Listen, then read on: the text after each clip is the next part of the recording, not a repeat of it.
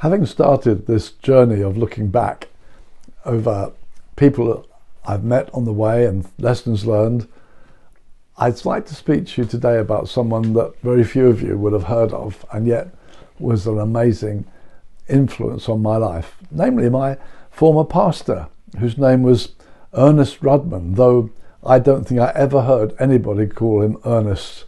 You had to call him pastor.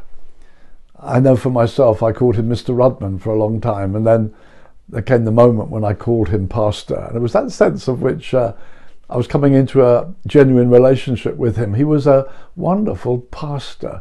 You knew you had his love, his attention, his genuine care, though he led really what was in those days a very large church, about 800 people gathered on a Sunday. In fact, I have still a newspaper cutting of the Brighton and Hove Argus, which did this article. Why is it that all the other churches are empty, but this church is full? And they made a point of looking at this dear man's remarkable ministry. He was an outstanding preacher. He taught me some very valuable things, although his style was so very different to the way we have developed. I never saw him ever without a clerical collar. In fact, he tried to persuade me, you must wear a clerical collar. He was very formal in terms of church. The building, he loved the building. It had a special kind of place for him. It was kind of an Old Testament concept of the temple. So he had some unusual perspectives, but he loved the Bible. He taught me as a new Christian, the Bible is trustworthy, it speaks to you with authority, and he made it live. When he preached, it was fantastic. He's a great preacher. He was also a great man of prayer. And on a Saturday, he used to gather the church to pray on a Saturday evening. And particularly, his whole perspective was, on Saturday night, we get ready for Sunday.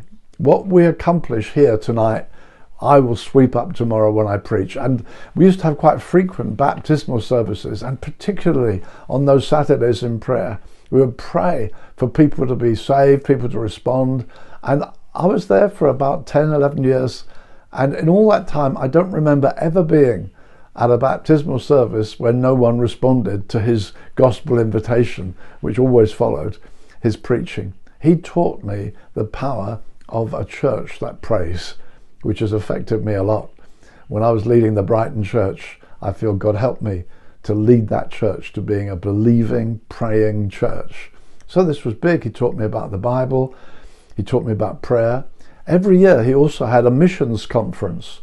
In those days he highlighted the various missionary societies, and they would come right through a whole week, day after day, evening after evening. There'd be sessions. People would come from quite a wide area to this missionary conference. On the Friday night there'd be the big preacher who would call for who will go on mission.